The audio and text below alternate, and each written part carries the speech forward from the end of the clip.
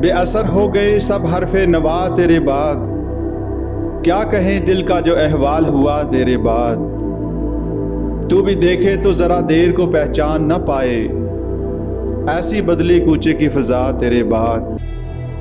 آسمان تیری لحد پر شبنم افشانی کرے، سبزہ نو رستہ اس گھر کی نگہبانی کرے۔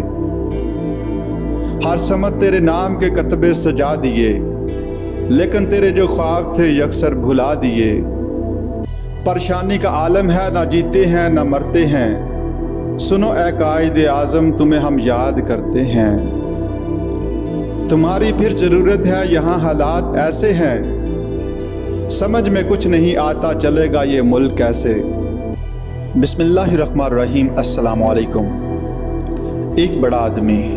سامعین، قائد اعظم کے اسسٹنٹ پرائیویٹ سیکرٹری جناب فرق امین کی یادداشتوں کے سلسلہ میں وہ لکھتے ہیں، قائد عموماً معاملات کا فیصلہ خاصے سوچ بچار کے بعد کرتے، لیکن ہمارے خلوص کی قدردانی کی خاطر کبھی کبھی ہماری بات مان کر اپنے کسی چھوٹے موٹے فیصلے میں تبدیلی بھی فرما لیتے۔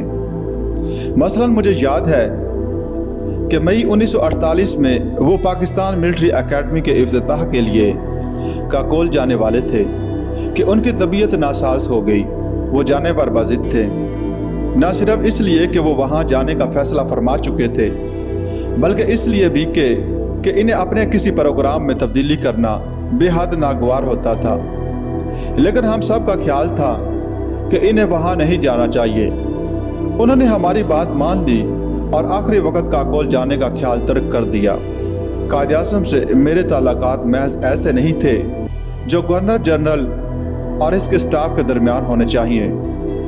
بعض اوقات بے تکلفی کے لمحوں میں قائد اعظم شفقت اور کرم کا مجسمہ ہوتے تھے، خصوصاً ایسے لمحوں میں مجھ پر ان کے الطاف بے پایاں ہوتے تھے۔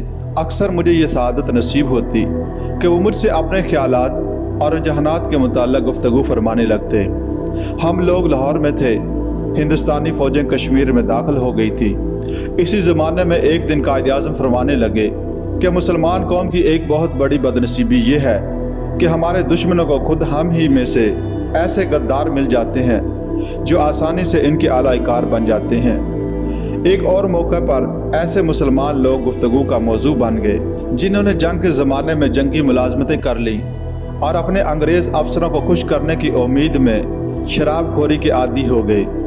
اس سلسلہ میں قائد اعظم نے فرمایا، یہ انسانی کردار کی انتہائی پستی ہے کہ وہ ایسی رقیق حرکتیں کر کے دوسروں کی خوشنودی حاصل کرنا چاہتے ہیں۔ لوگوں کو چاہیے کہ جو کام ان کے سپرد کیا جائے، خواہ وہ کتنا ہی معمولی کیوں نہ ہو، اسے قابلیت کے ساتھ اور اچھی طرح انجام دیں۔ دیر یا سویر ان کی محنت کا انعام ضرور ملتا ہے۔ کوئی آقا یا حکومت کسی مستحق ملازم کو ترقی کرنے سے ہرگز نہیں روک سکتا۔ اگر سرکاری ملازم اس اصول کو اچھی طرح سمجھ لیں اور اونچے مرتبے یا ترقی حاصل کرنے کے لیے سفارشوں اور سازشوں سے کام لینا چھوڑ دیں تو اقربا پروری اور دوست نوازی کا خاتمہ ہو جائے اور ہماری سیاسی زندگی کہیں زیادہ صحت مند عناصر سے معمور ہو جائے۔ ایک دن قائد اعظم بے حد مسرور معلوم ہو رہے تھے۔ فرمانے لگے، زیارت مجھے بہت پسند ہے، اسے ایک خوبصورت شہر بنایا جا سکتا ہے جس میں ہر جگہ بڑے بڑے آرام دہ ہوٹل، خوبصورت بنگلے، پارک، پھولوں سے بھرے ہوئے باغ بغیچے ہوں۔ اس کے بعد مسکرا کر فرمایا، تمہیں معلوم ہے میں اسی طرح کے خواب دیکھتا ہوں، لیکن کبھی کبھی میرے یہ خواب پورے بھی ہو جاتے ہیں۔